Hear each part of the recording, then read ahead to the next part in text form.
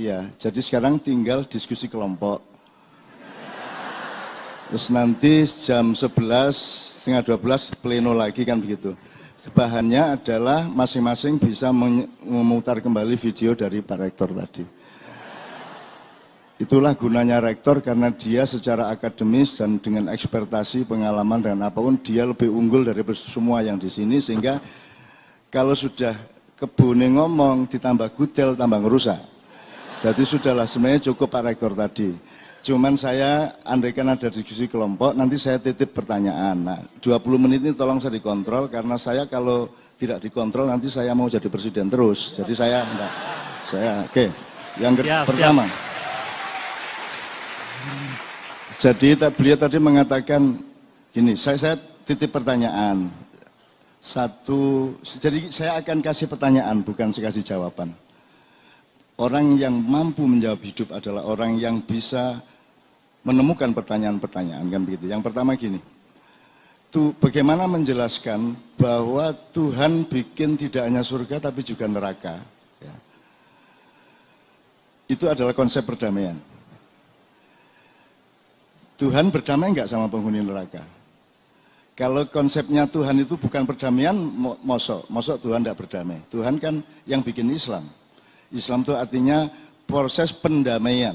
Aslama yuslimu atau salama yusalimu. Ya. Itu proses pendamaian.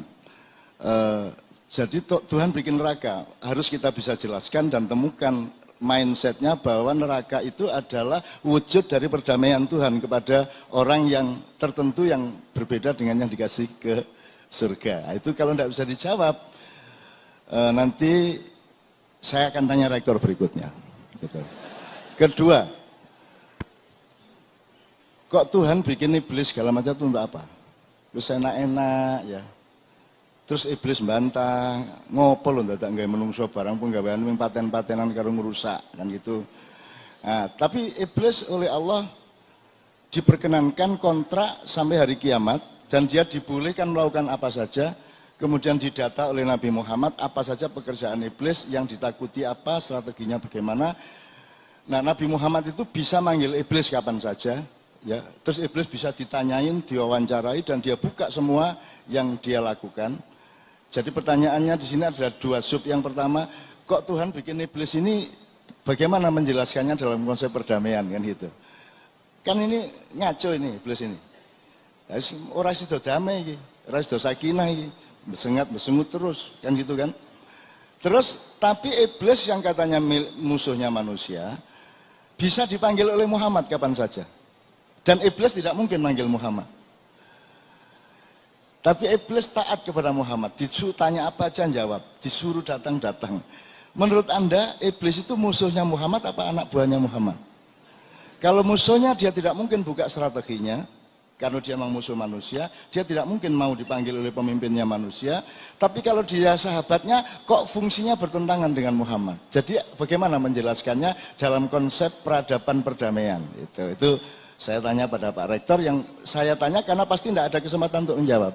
Jadi biarkan dia membawa itu pulang. Ketiga, saya tanya, Pak Rektor, saya minta satu ayat nanti setelah acara ini, yang Allah berwahyu kepada Anda itu tolong Kak saya kasih satu ayat aja. Ada enggak yang Anda bisa menunjukkan bahwa Allah berwahyu kepada Anda, terus Anda sampaikan ke saya dikasih tahu bahwa Anda dapat wahyu. Ada enggak di antara Anda? Angkat tangan. Ada enggak dapat wahyu dari Allah? Oh, jadi wahyu terakhir Muhammad, atau gimana?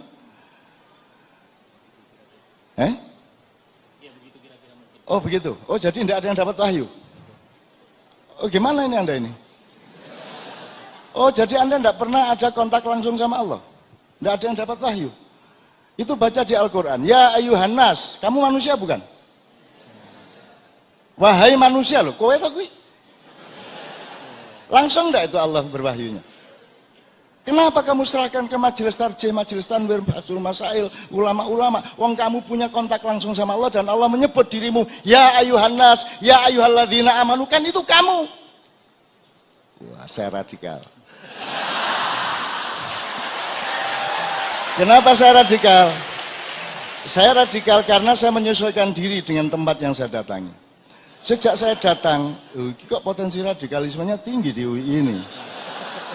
Loh, bayangin kiroahnya aja radikal. Kan yang namanya nyanyi mas, lagu estetik kan ada evolusi, ada gradasi. A'udzubillahi minasyaitonirrajim itu ya. Bismillahirrahmanirrahim. Pelan-pelan. Alif lam mim. Terus naik dikit.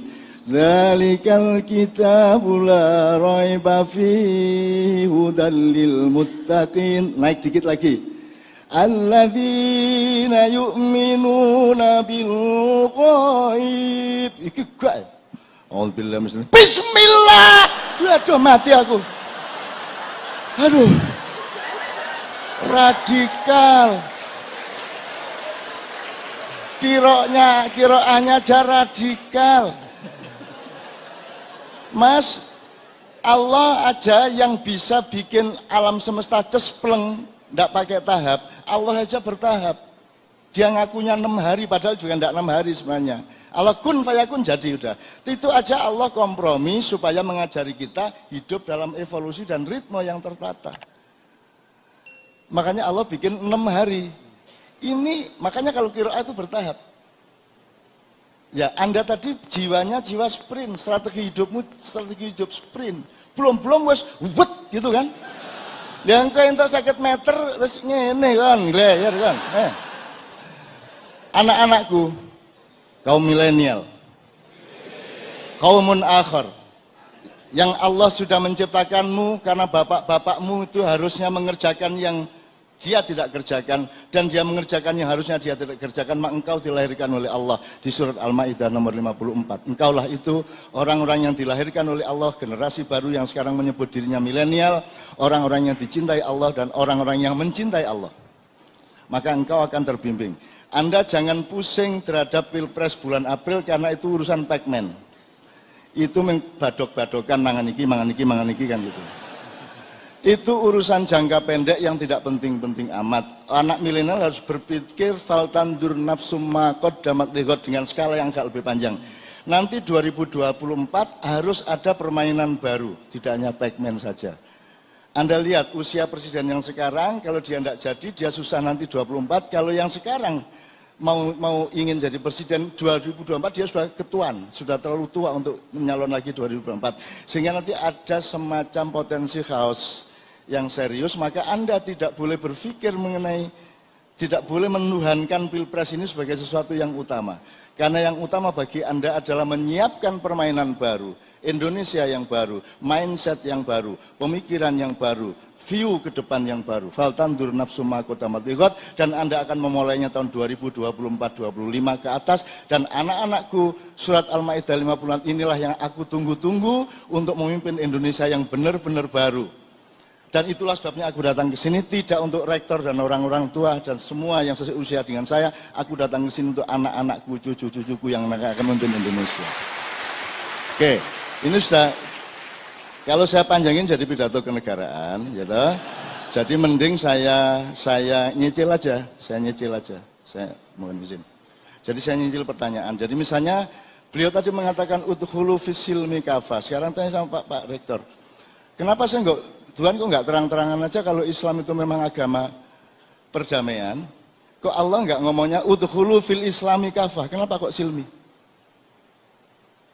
Ojo imbas-imbis to, cetha Islam ngono lho. Oh, tapi dia bilang lho, ora kok karepku pancen silmi kok, kata Tuhan gitu. So what is it silmi? What is different between silmi wal Islam? Ini bukan saya yang jawab, Pak Rektor yang dia menjawab. Wani dadi rektor, wani ngatasi masalah, kan begitu. Ya, Pak. Kenapa silmi? Ma makna silmi? Limadza la yaqul udkhulu fil islami kafah? Tegas. Kenapa kok fil silmi?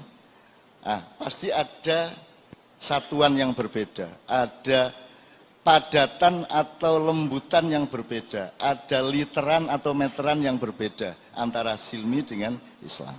Itu pertanyaan. Pokoknya tak takoni. Termasuk tadi, yang radikal tadi. Anak-anak muda, kamu jangan sprint. Sprintnya nanti untuk April enggak apa-apa. Tapi untuk masa depanmu, kamu harus maraton. Harus maraton nyetelnya. Gurung-gurung kok, bismillah, waduh. Kamu sebentar aja loyo kamu. Ejakulasi dini bangsa Indonesia. Iya Mas ya? Berpikir panjang, berpikir panjang. Dan kalau berpikir panjang, nanti strateginya berbeda. Kalau Anda lari sprint, itu enggak usah mikir nafas, enggak usah mikir apa-apa, lari gitu aja. Itu kalau sprint. Tapi kalau Anda maraton, Anda harus punya strategi, harus punya teknik, harus punya metodologi. Misalnya, ritme kaki Anda tidak boleh sama dengan ritme nafas Anda. Nah, begitu kalau dalam tentara ada infanteri, ada kavaleri, ada artileri, dan seterusnya. Pasukan itu tidak hanya yang kelihatan, tidak semua prajurit ada di dalam pasukan. Tafadhol, tafadhol, alhamdulillah. Selamat datang tepuk tangan kepada semuanya teman sekalian. Ya. Ketua Pimpinan Pusat Muhammadiyah, Dr. Haidar Nasir, silakan Pak. Saya sedang menghimpun pertanyaan Pak Haidar kepada Pak Rektor. Kalau tidak bisa menjawab, nanti tolong dipertimbangkan kembali ya, Rektornya berikutnya ya. Oke, saya himpun karena waktu saya tinggal sedikit. Saya himpun pertanyaan benar-benar. Yang untuk anak-anak milenial sudah sangat jelas. Anda harus berpikir panjang. Korea itu ngomong bangsa dan negaranya itu skalanya sampai 300 tahun, tidak hanya 80 tahun. Sekarang kita punya 2045-2085, Anda harus berpikir lebih panjang lagi. Anda harus berpikir bahwa hidup itu abadi, tidak sementara. Anda segera mengalami transformasi dari dunia biologi dan fisika menuju satu satuan yang berbeda, dimulai dari Anda ketemu Mungkar Nakir, kemudian Anda hidup fil jannati adnin tajri min tatil anharu kholidina fiha abada, 2 kali keabadian dengan 4 provinsi surga. Anda harus berpikirnya sangat panjang. Oke, saya urut aja Mas ya Pak. Tadi barusan ngomong tentang kiroah radikal namanya Pak tadi Pak ya. Soalnya Batak dia Pak, Batak. Wow, nek Jawa luwe halus Batak, wah radikal wis. Untung nggak ada yang sakit jantung. Bismillah buanter banget tadi balak udhubrianya. Oke, sekarang kita ke judul Mas. Ini judul ini kan luas banget ini, nggak bisa Anda 2 jam membereskan. Ini terlalu luas. Akhirnya kita jadi basa-basi loh kalau kita nggak serius loh. Sekarang gini. Kan dalam satu peristiwa, dalam satuan sejarah selalu ada subjek, ada objek, ada predikat gitu ya, atau apapun ya dalam bahasa Indonesia. Sekarang saya tanya. Pertama, kalau judulnya Islam, Kebangsaan dan Perdamaian, kenapa di atasnya bukan dialog keislaman? Kok yang dipilih dialog kebangsaan? Kenapa bukan dialog perdamaian? Ini cara berpikirnya bagaimana? Ini saya nggak nyalain, saya cuma tanya, inget enggak yang bikin ini? Punya kesadaran enggak terhadap pilihan ini? Apa waton wae lah, biasanya ngono kuwi kan gitu, template. Oke ya. Kenapa di atasnya bukan dialog perdamaian? Toh tujuan utamanya, goalnya adalah perdamaian. Why don't you put perdamaian sebagai judul utama? Dialog perdamaian. Gitu kan. Oke, itu pertama. Tadi saya nggak nyalain pokoknya, gue kelingan lho toh. Gitu. Janjane kelingan lho ra, gawe iki waton apa gitu ya. 2. Islam tadi saya sudah tanya Pak Rektor waktu kita. Islam di sini maksudnya subjek, apa sifat, apa mesinnya atau apa? Menurut beliau bisa kedua-duanya loh, enggak bisa. Harus cetha subjeknya, apa mesinnya atau alatnya. Ya. Jadi kalau perdamaian jelas tujuannya. Kebangsaan satuan subjeknya, yaitu bangsa. Karena nanti ada bangsa, ada rakyat, ada negara, ada umat, ada individu, ada kelompok, ada milisi, ada ormas, segala macam. Itu kan satuan-satuan yang berbeda-beda. Nah maksud Anda bangsa ini apa? Itu. Ini kalau diterusin kan harus seminar 3 hari Pak. Ya gimana kita nih Pak Haidar? Kita dulu meneng-meneng dijajah, setelah itu jadi Indonesia kan bukan maunya kita. Terus kita pisah sama Brunei, kita menjadi negara yang berbeda dengan Malaysia. Padahal kita sama dengan mereka, budayanya semuanya. Tiba-tiba kita menjadi orang asing yang tidak sebangsa. Dan itu semua bukan karena kita mau, tapi karena kita dijajah Belanda, Inggris, dan lain-lain. Jadi sesungguhnya Indonesia ini adalah anak jadah dari penjajahan. Jane ora ono Indonesia, asline kan gitu. Ngaku aja, ora ono kok asline. Yang ada Mataram itu ya, Keraton Ternate, Keraton Solo kan gitu yang ada dan seterusnya. Ini juga mengandung masalah sangat banyak. Oke, tapi enggak apa-apa. Judul ini kita lihat itikat baiknya aja. Kalau pertanggungjawaban akademis dan metodologisnya enggak apa-apa lah. Indonesia juga tidak ngerti juga metodologi ki apa janjane wis rampung watone aku badi pira ngono lah gitu kan. Gitu. Berikutnya, Mas, ini nggak mungkin dicapai. Ini berat sekali. Jadi saya menulis di sini. Ini sangat berat karena Anda berani jadi Ismail Ibrahim enggak? Kalau Anda tidak berani jerbasuki, tidak berani mawabaya, Anda tidak bisa jerbasuki. Karena kalau Anda benar-benar mau perdamaian di dalam bangsa Indonesia maupun bangsa Indonesia dengan dunia, secara Islam, Anda harus menyembelih yang terpenting yang Anda jalani sekarang. Karena sekarang bukan Islam yang bekerja di dunia, meskipun identitas orang Islam makin banyak. Tapi yang bekerja, thorikohnya, syariatnya, sabilnya, sirotnya, bukan Islam. Bukan Islam sama sekali. Yang berjalan ini bukan Islam di dunia ini. Kita hanya identitas yang dimaksud Pak Rektor tadi, Islam meningkat itu kan mengidentitas dan sekarang orang menyangka Nabi Musa bukan Muslim kok. So, Nabi Adam bukan Muslim. Nggak identitasnya kita bingung kok. Jibril Muslim bukan? Gunung Muslim apa bukan? Bingung juga kita. Jadi aku ikut tunggu tenan dalam dunia ini. Janjane piye to kowe iki lele. Loh. Oke. Aduh saya menghindar untuk menjelaskan.